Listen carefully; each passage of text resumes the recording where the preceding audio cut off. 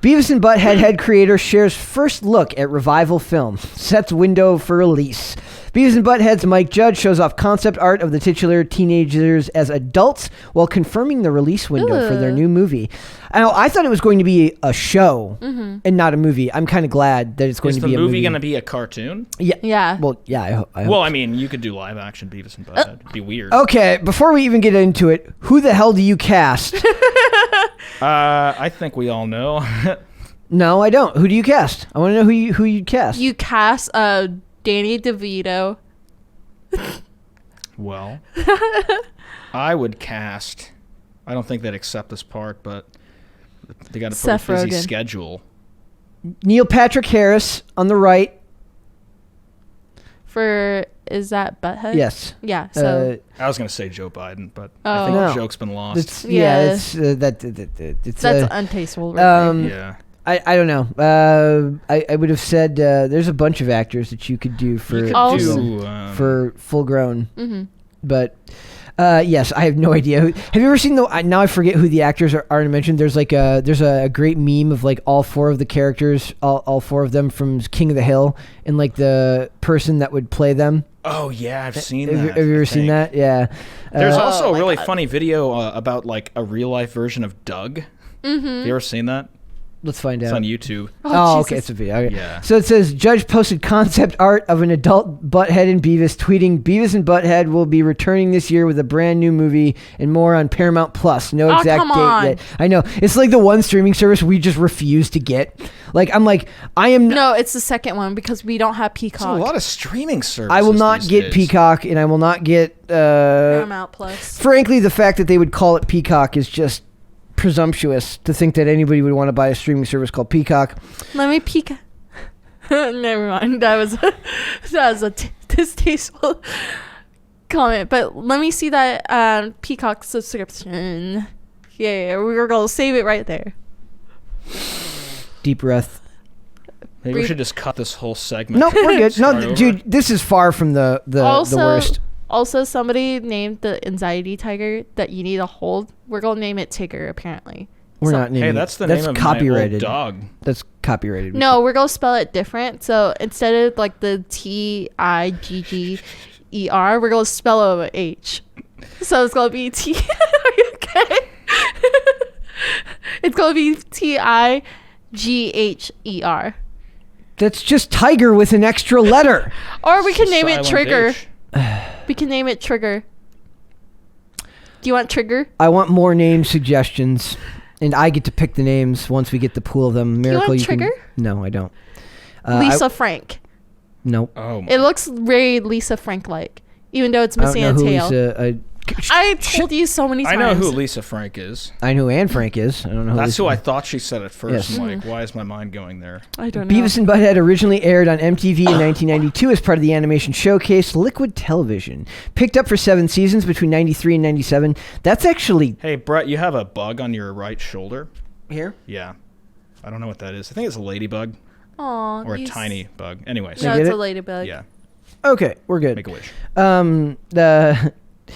I would have just left it. There, like every time it would happen to Miracle, I thought it was a stink bug, like a baby stink bug, so that's the only reason I brought it up. Okay, so it says the show ran from 1993 to 1998 to 97. So that's literally the definition of Gen X. Like I can hear the Nirvana playing right now. As we do this. The franchise rode a wave of popularity and notoriety in a 1996 feature film, Beavis and Butthead Do America, which is a classic. Oh, yeah. If you like the South Park movie, you will love Beavis and Butthead Do America.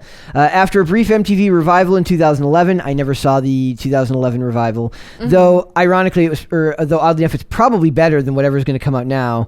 Like this show has a very, very, very tough road ahead of it in current year. I was going to say, are the same people doing it? Is it? It's. I mean, it looks like it's the same people involved, but they're going to play adults. Has it.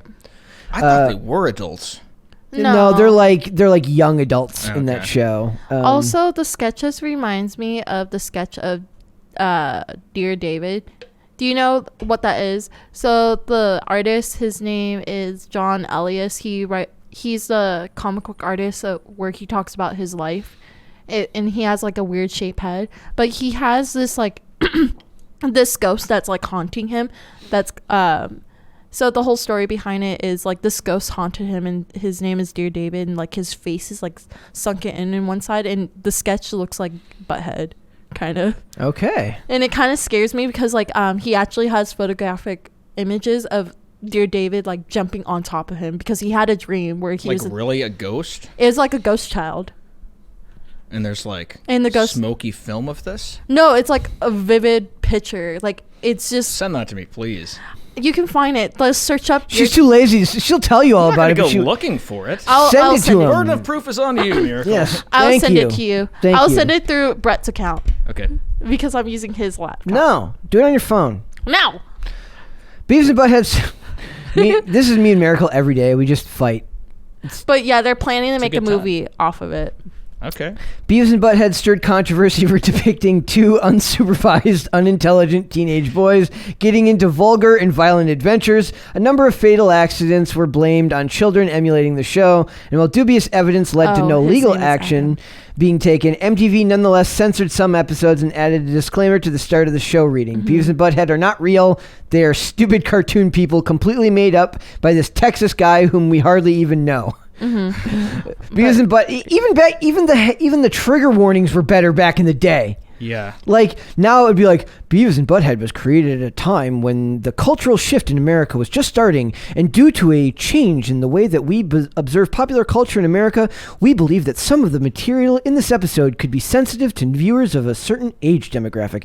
Please view responsibly, and if you are under the age of 18, please consult your parents. Right. It would be something like that, and it would literally have to be read in that voice. It would be so freaking boring. Yeah. So that's like that's what you'd end up with, and instead it's Beavis and Butthead are not real, and they're stupid cartoon people made up by this guy in Texas who we hardly even know. Even back then, they were based in their trigger warnings. Beavis and Butthead are dumb. Beavis and Butthead are dumb, cruel, thoughtless, ugly, sexist, self-destructive fools. But for some reason, the little wiener heads make us laugh. Yes. Episodes also included actual music videos with the addition of crass commentary from the Beavis and Butthead, intrinsically tying the show to the MTV cultural phenomenon. Bless you. Thank you. Sorry. She literally sneezed your headphones off. At least she kind of did it away from the microphone. That was a show note. They're like, can you stop coughing and sneezing into the microphone? Beavis and Butthead introduced many to the notion of adult animation and is often credited with blazing the trails for other animated series like South Park and Family Guy. So that's one of the reasons I like this article for you is because you're much more in tune with animation. Both of them. You're much more in tune with animation than me, as I was never really. I love South Park. I do too. But it's not about the animation. I see a lot of similarities between, at least in tone, obviously not in animation style, but in tone to South Park. Though South Park, oddly enough, is like literally a behemoth that is now 22 seasons or something like that. Oh man, they made a whole season trying to get canceled. Yep. Yeah, you remember #cancel South Park? Yep. The promotion billboards. Those they're great. Trey Parker and Matt Stone are geniuses, as is Mike Judge. So Judge created Beavis and Butthead as a satire of Generation X, and I have my older brother is Gen X. My brother is he's 43 or something now. No, he's 40. Yes. Wait, how old am I? I don't know. You're 35. I'm 35. My brother's like 7 years older than me, so he's 42. And all of these movies define this generation, but a lot of these things that he created go far past just affecting Gen X when you really think about it, because I'm a millennial technically. Yeah. And it says Fox's King of the Hill, HBO's Silicon Valley, and movies like Office Space and Idiocracy, all Mike Judge creations. All things extremely still culturally relevant. Judge has proven the ability to adapt and change his satirical social targets to kind of run with modern times, right? Because Silicon Valley is only a couple years old. Idiocracy is hilarious. Yes, exactly. It says the second Beavis and Butthead movie will stream on Paramount Pictures in 2022. This is actually the perfect definition of a movie that's kind of made for streaming services.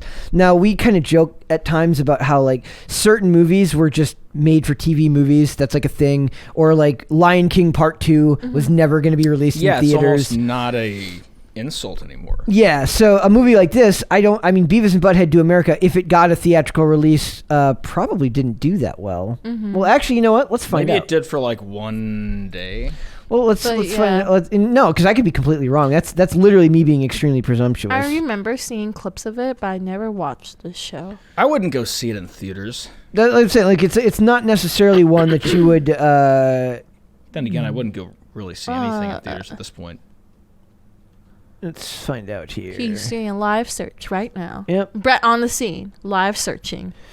Where's America? Does it not have it in there? But yeah, like off topic, the song for Savage Love, basically it had a whole dance where they're like dun, dun, dun. Yeah, I saw like a bunch of uses of that song, but I didn't know what it was or where it came from. It's just basically like Jason Derulo just cashing out quick money on TikTok. He also had a budget of $12 million and had a gross of $63 million. For Beavis and Butthead? Yes. Wow. So that's not too bad. It's pretty good for an entirely cartoon movie. An adult, because at that time, I think adult cartoons were still considered, as popular as the show was not necessarily as mainstream as it is now. Yeah, like Ren and Stimpy and all that other stuff. Yep. I thought those were adult, kids cartoons. Yeah, they started out that way, and then like I don't know. My parents said I can't watch Ren and Stimpy anymore. So they started having like Adult Swim, and they put them on later. Yeah, well, there was an episode where like you can find it on YouTube where they talk about it, where like he's cutting the wood, but it looks like they're having coitus. So Beavis and Butthead Do America broke the box office record for an opening weekend in December until Scream 2 broke that record the following year. Oh, so it wasn't theaters. Yep. Well, that's what I'm saying. Like it had what I was living. That was the box office gross of that movie was $63 million.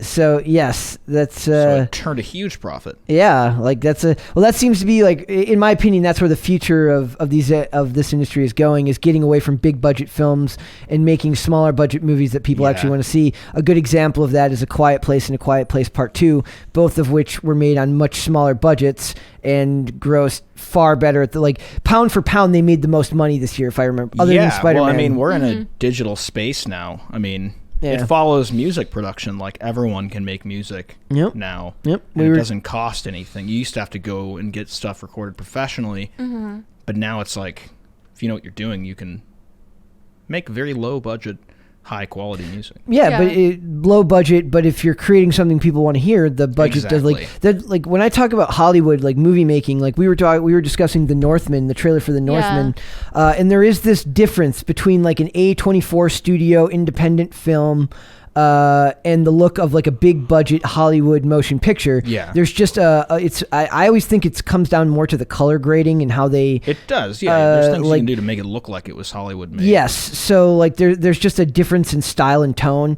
but that doesn't mean that that's the only style that works, right? Oh, exactly. But when you do something on a lower budget, you have to have good storytelling. Exactly. You can't... What Hollywood lacks in its ability to tell a cohesive new story these days, they make up for in glitz, glamour, and shiny objects. So I think maybe Beavis and Butthead is right up there where we need to be. Lower budget, maybe just make, as long as it's really funny. As long as it's really funny, people might like it. Yeah. So we'll probably end up watching it. I mean, I'm gonna watch it for sure. Do you want to watch it with us? Yeah. Just tell Chris and he'll buy the ticket for you. Just Venmo him. It's not going to be in the theaters. Oh, it isn't. No, I told you, Paramount Plus. I don't want to pay for it. We'll probably end up having Paramount. We'll probably have to at some point. Tim, we need another business expense. It's a write-off. Yeah, that's a write-off. For part of our job. The second part of our job. So yes, I do want to see this. I do love the original show. Probably not as much as my brother would have loved it, but it's such a cultural phenomenon that it's like, I try to compare these things to like, how many things can you see, does something create that somebody who has no idea what it's about would know about? Like putting your shirt on your head and saying cornholio.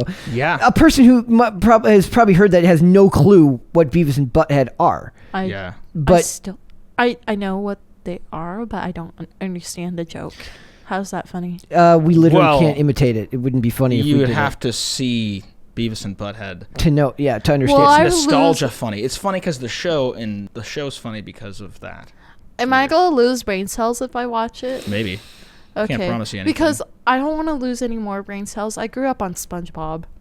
It's funny. It's actually a very intelligent show. It is, but like when it first came out, they did research on kids who watched it, and they said kids who grew up watching SpongeBob, their attention span is equivalent to a goldfish. That's just the way that's in the written beginning makes me think that was a biased. And not to mention designed to like, oh my god, like a person read some stat and they're just like, oh, I got my headline right here. Yeah, attention of a goldfish. Yep. Well, that was like in the beginning when it first came out, but now I think it's like kind of trash now because it is because there's a different writer. Mm-hmm. The first 3 seasons were one guy, and then the guy who took over totally ruined it. Yeah. I don't know. What it is. Well, I like the jokes that they have now. Some of the jokes are funny. Me and you are so different from Miracle. I know. It's kind of interesting. Like it must be like a. Which is why it's good that you and Miracle are doing this show. Why? So I can tell her she's wrong all the time. You and me would just agree on everything. I'm just kidding, Miracle. You know this. But he's like a couple of years younger than you. You shut up, old man. I'm just gonna pull the old man card now. What does that say for me? Middle-aged man? You're not middle-aged. I'm older than you. I know, but like a couple of years. Yeah. Yeah, I don't know. I'm just gonna pull old man. Just go like, leave me alone, old man. You're fired. Oh. Leave. Oh, okay, bye. You're out of here. You heard it here. Bye. That's right. She's gone. No. Thank God. We're just kidding. We're just kidding. Thanks for watching this clip, guys. If you want to see full episodes or follow us on social media, links are in the description below. Bye. Bye.